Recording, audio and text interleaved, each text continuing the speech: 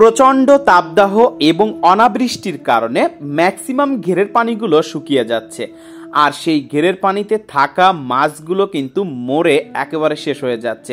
এতে করে ঘেরের মালিকরা কিন্তু লক্ষ লক্ষ টাকার ক্ষতির সম্মুখীন হচ্ছে, কারণ এই মাছগুলো কিন্তু পরবর্তী বছরে অনেক বড় হতো এবং সেই জন্য কিন্তু এই মাছগুলো চারা মাছ হিসেবে ঘেরে রেখে দেওয়া হয়। কিন্তু এই প্রচণ্ড তাপদাহ এবং অনাবৃষ্টির কারণে এই পানি শুকিয়ে যাচ্ছে, আর যেটুকুই পানি থাকছে সেই পানিটুকু এতটাই গরম হয়ে যাচ্ছে যার কারণে সমস্ত মাছ মারা যাচ্ছে, যার কারণে ঘের মালিকরা কিন্তু অনেক বড় ক্ষতির সম্মুখীন হচ্ছে।